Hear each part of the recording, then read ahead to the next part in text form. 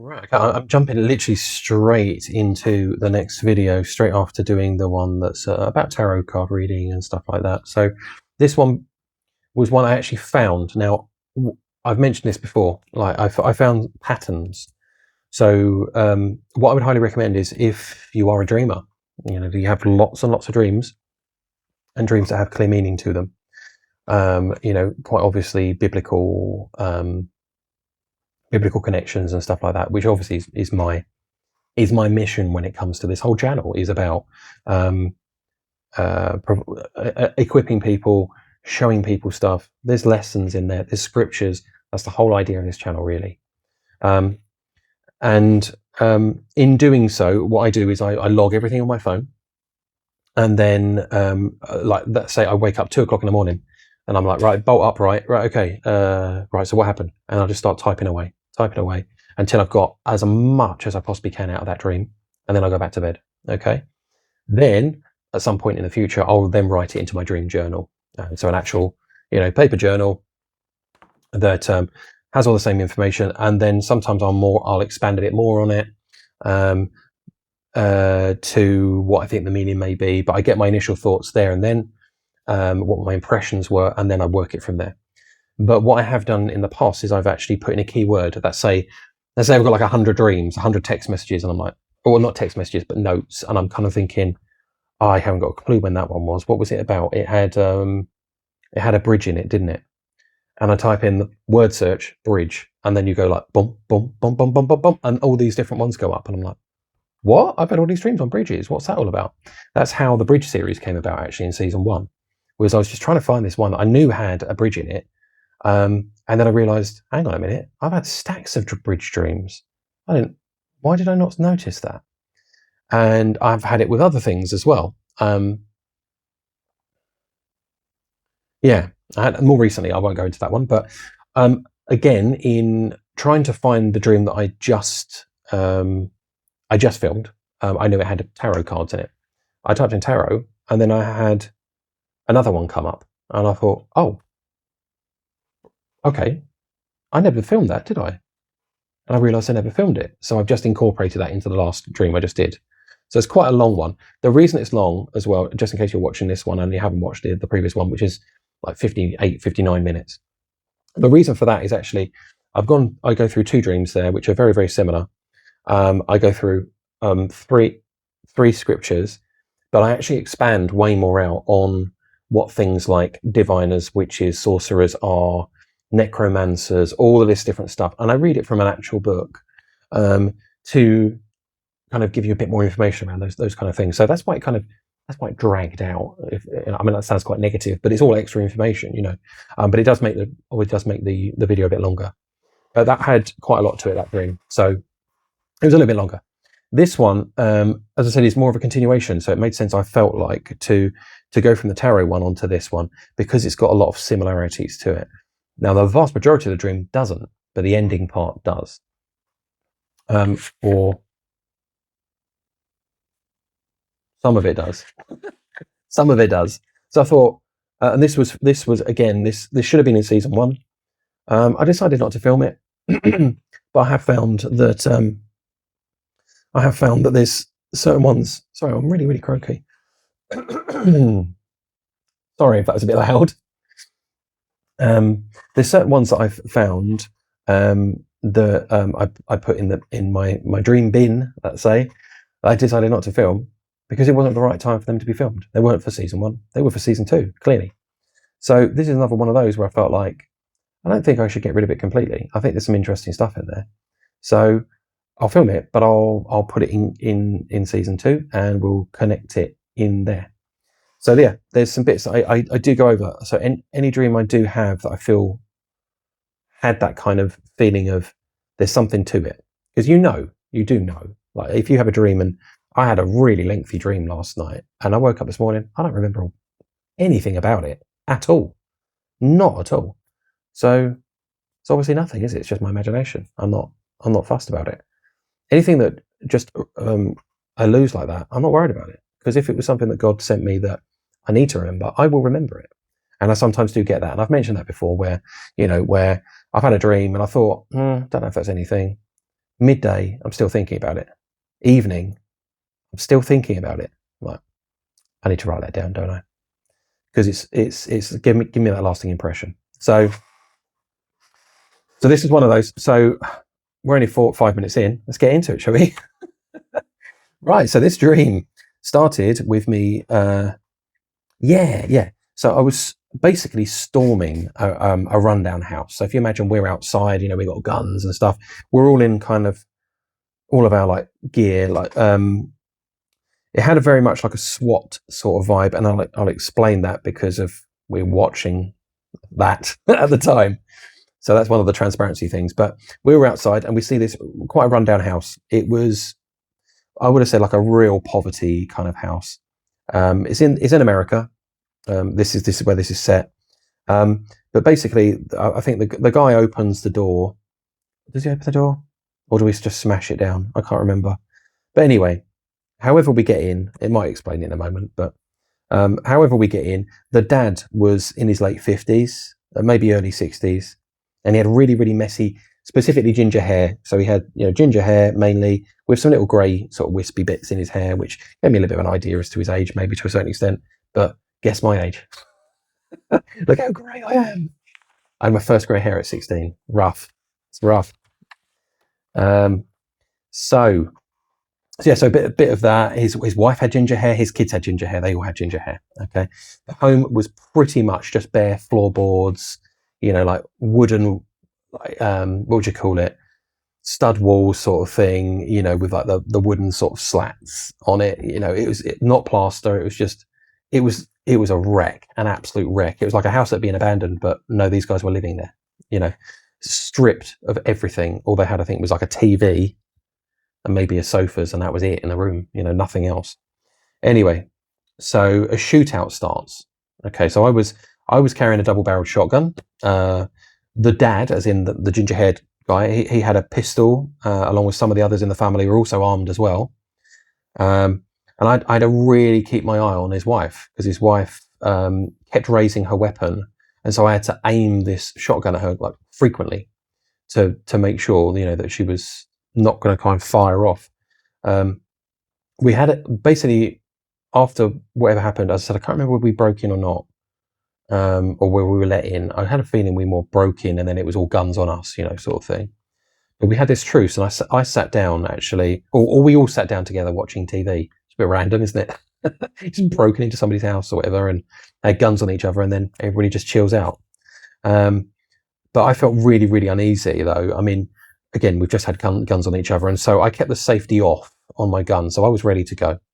And the gun's loaded, obviously. At some point, I felt at ease enough that I put the safety on, and we all got just a full sort of chill out.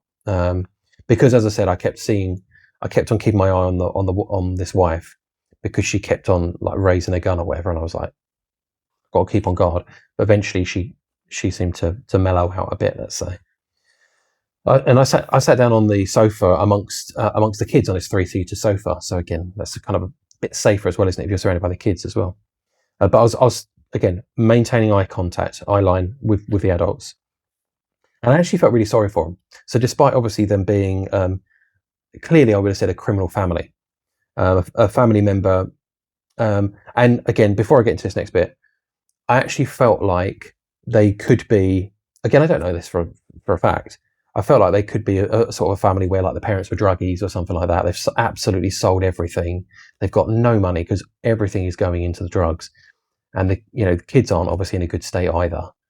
But that's what it felt like. So I kind of felt sorry for him in a way, to be in that much of a problem that you have absolutely nothing, and all that's important to you is just effectively, when you think about it, just getting out of your head, getting out of your situation.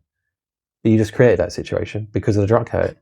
It's just this circle of, it's just crazy, isn't it?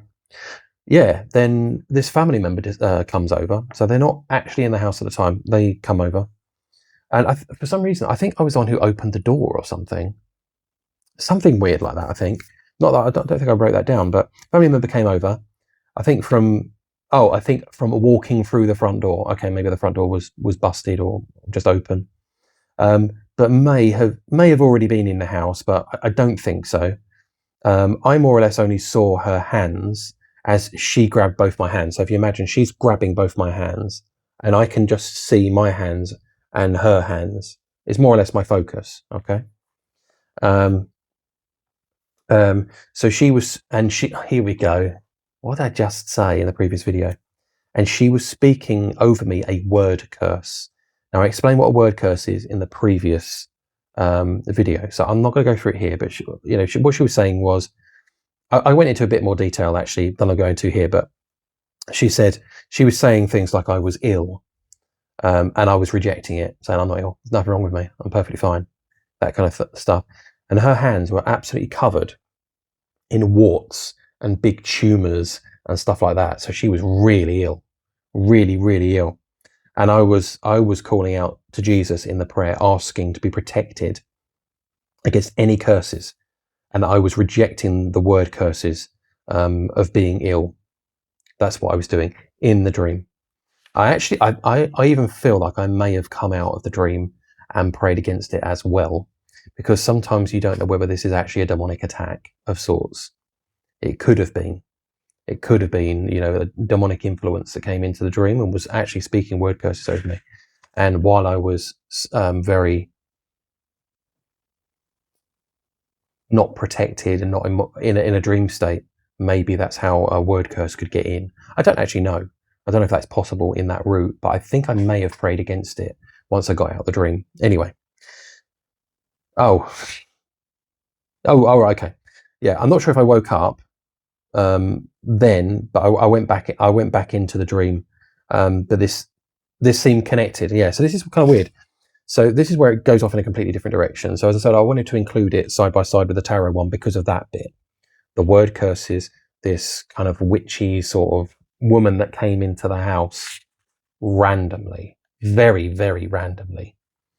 But yeah, and I'm going to quickly go through this other part, but this makes up the main part of the dream, really. So so I'm still at this house. I feel like I go back into this house, but I think I'm going into a garage and I'm getting a car.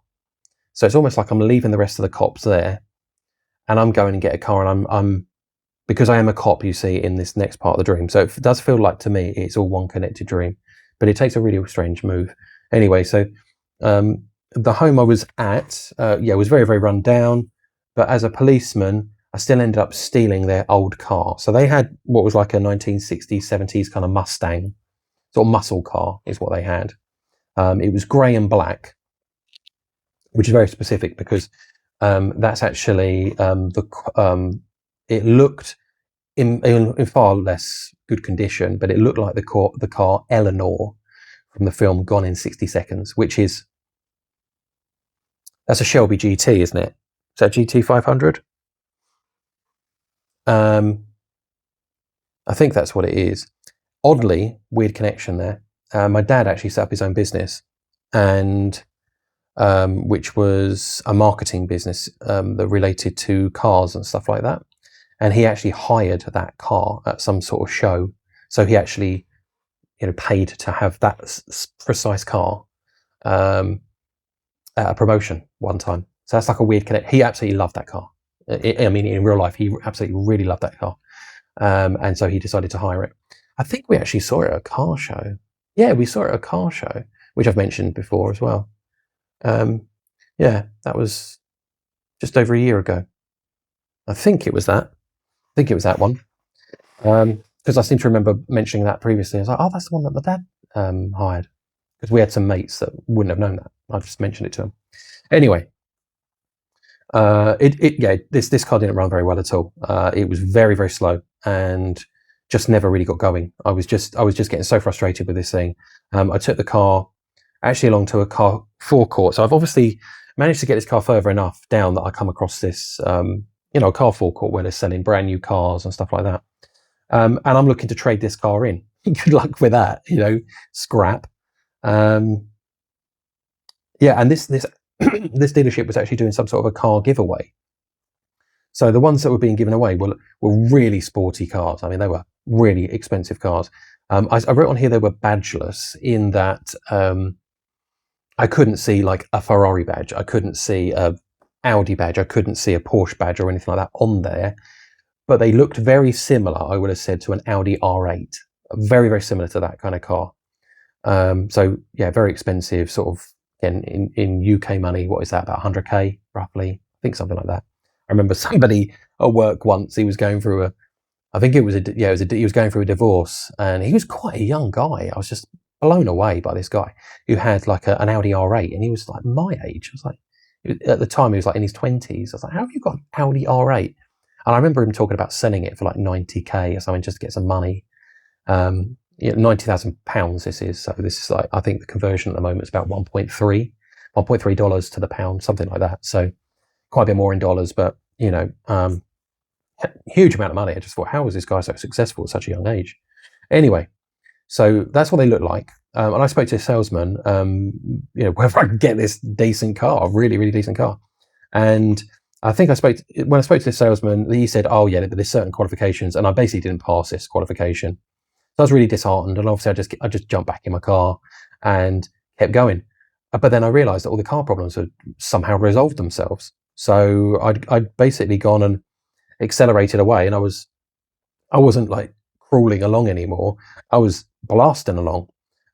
Someone, I don't know how this was pointed out to me, but someone pointed out to me the fact that I was doing roughly 70 mile an hour in a 30 mile an hour zone, and I needed to slow down. I need to slow down, and I just wasn't aware of it because I was used to doing 30 mile an hour, because I think that was probably what this car was just about able to muster, because of it was just knackered. But suddenly it just started going again. So at some point I pulled up, and I pulled up to this kind of, if you imagine it's just like a two-way road, that say you've got shops on one side, shops on the other side, or something like that. But on one of these sides of the road I put a theme park / water park. I think it was more of a water park, but it was not like a big theme park, which is generally in the middle of nowhere, isn't it? And you drive, because it needs so much room, and it's normally away from residential areas and just in the middle of nowhere. Well, this was almost like it was just off of a main road that's servicing all the commercial district of that town, that city, whatever it was. So that was a bit weird. But anyway, this theme park / water park. But I just drove right up to the entrance. So it was, kind of like, I guess, like bumping up the curb and then just throwing my car in, literally right up against the big open entrance to this theme park. And I just drop my car there and I just walk in. Like, you can't do that. You can't park there. It was that kind of thing. Main road. Yeah, rather than going into any sort of car park, I just come flying up to it.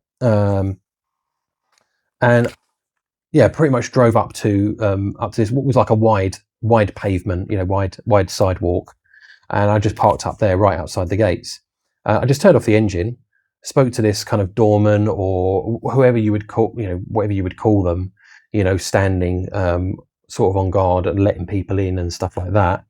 And there was a queue going off down the road, massive queue, and I just threw it straight in, and then just walked into this park. Now, I didn't see actually being in the park or anything like that, but I'd obviously cut the line and just gone straight to the front. It was almost like I knew the doorman, like, oh, all right, Dave, yeah, sure, just go straight in. A bit like you see with nightclubs and all, like the beautiful girls just go straight to the queue and just try their luck, and then the doorman goes, yeah, sure, in you go. And you're like, oh, so annoying, because no blokes can do that, no men can do that really, unless you know them, as I said. But women, it could be random women that look good, they'll get in anyway. So it was like, as I said, it's like I knew this doorman, but I said maybe I flashed a cop badge and they let me in. I'm not sure. And also that's maybe why they let me off. Obviously, just chucking the car, throwing the car up there like that. When I saw when I saw who got out of the car, though, as in me, presumably it wasn't me. That was a bit odd. And it was an actor, and it's a really famous actor whose first name's Owen. He's kind of a bit more of a comedy actor, let's say, and his surname starts with a W. Yeah, so Owen, W. I've got no idea why he would be in the dream. I've not seen any films with him in recently at all.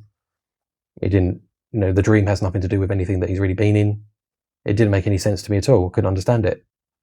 But oddly, I kept on watching. Now, this is what I found interesting about it, so obviously you've just seen this car park up quite aggressively, just throw this car in, get out of the car, walk into this theme park / water park, whatever it is.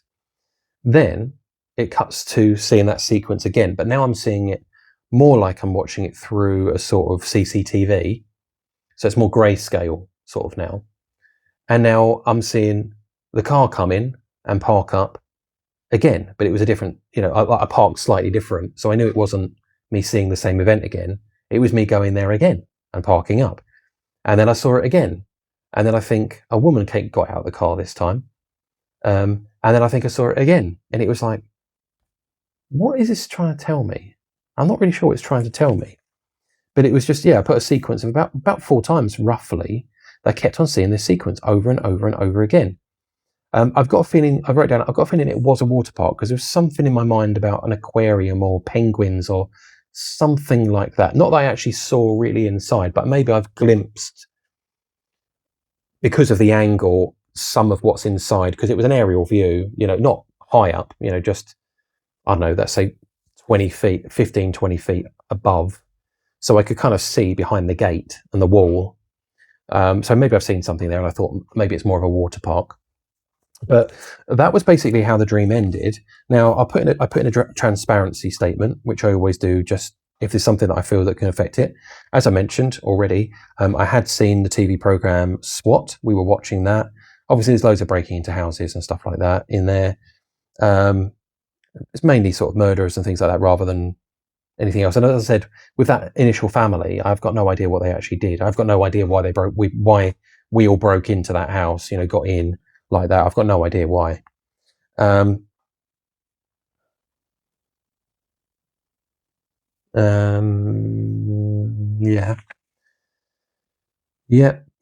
So I think, is this thoughts? Oh, sorry. Yeah, sorry. That's all it is from a transparency point of view. And then I've gone into thoughts. Sorry, that threw me a little bit for a second.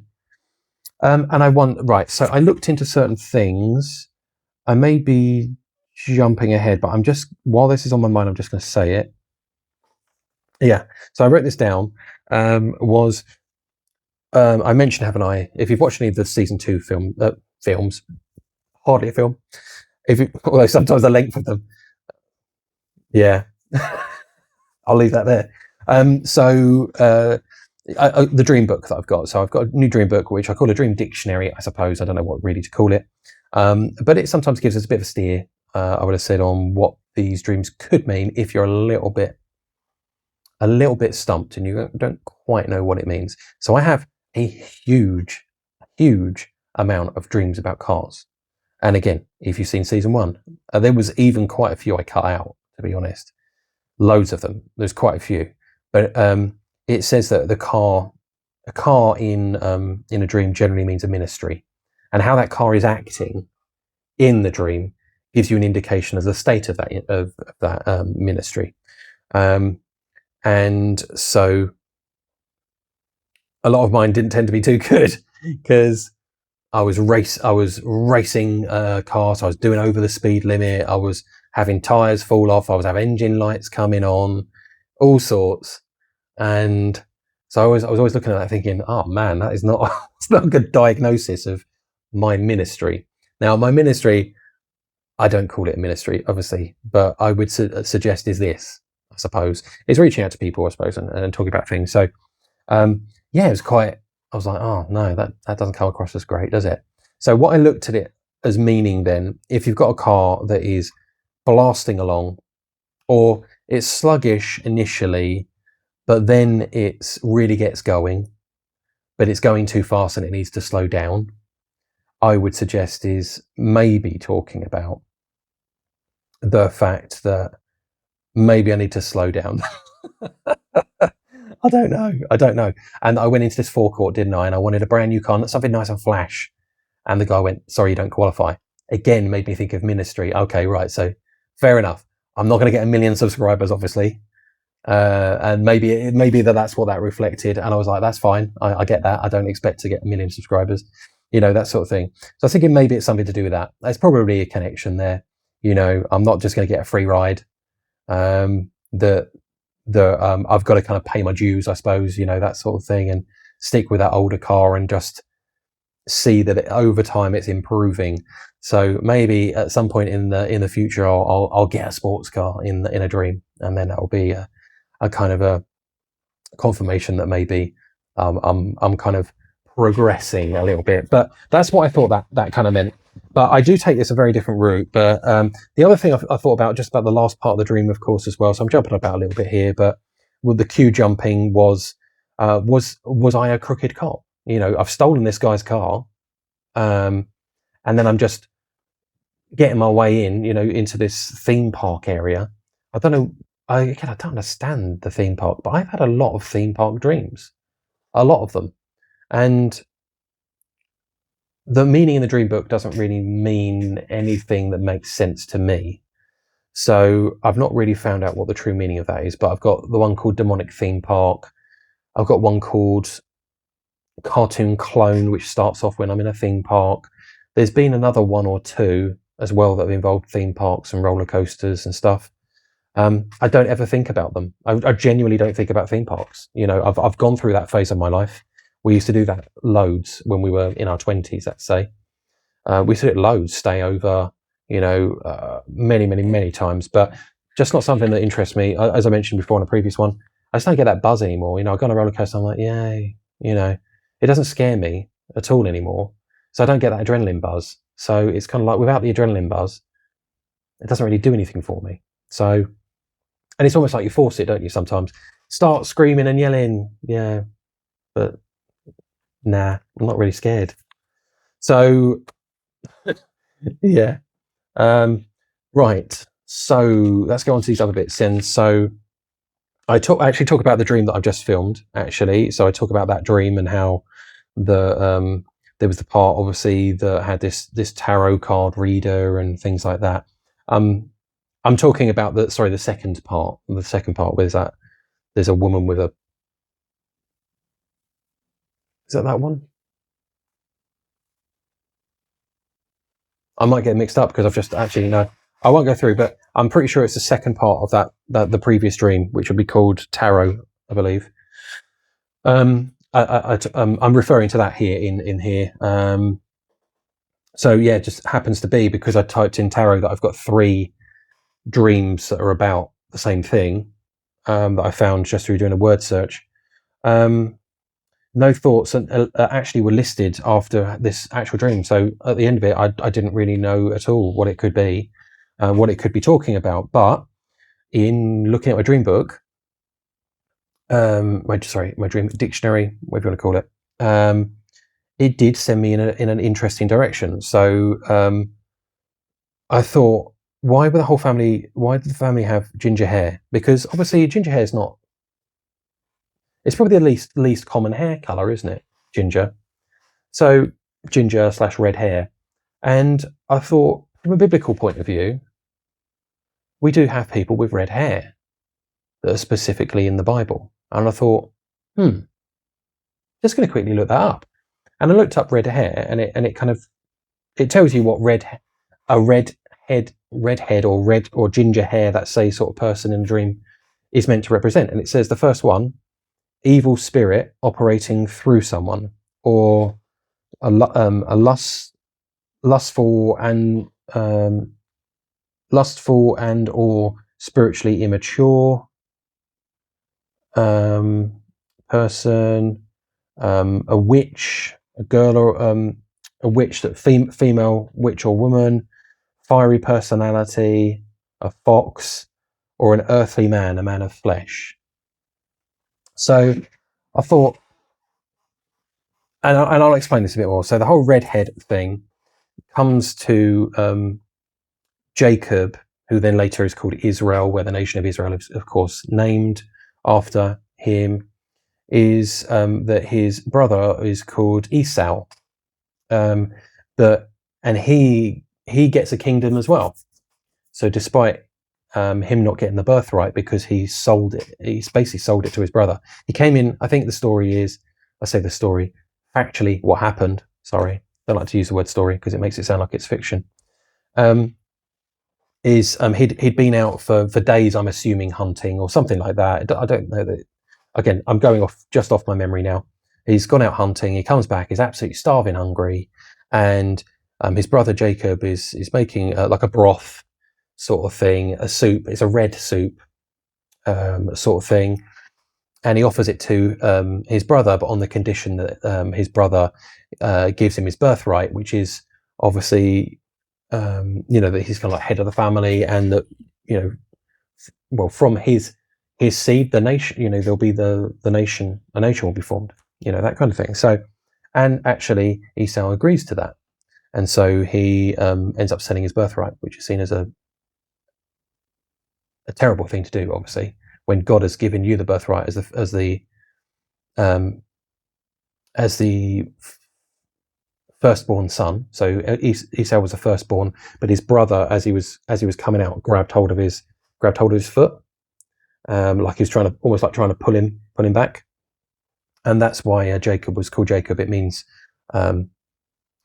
something. It's a planter. It's somebody who's you're kind of like taking your place, kind of thing.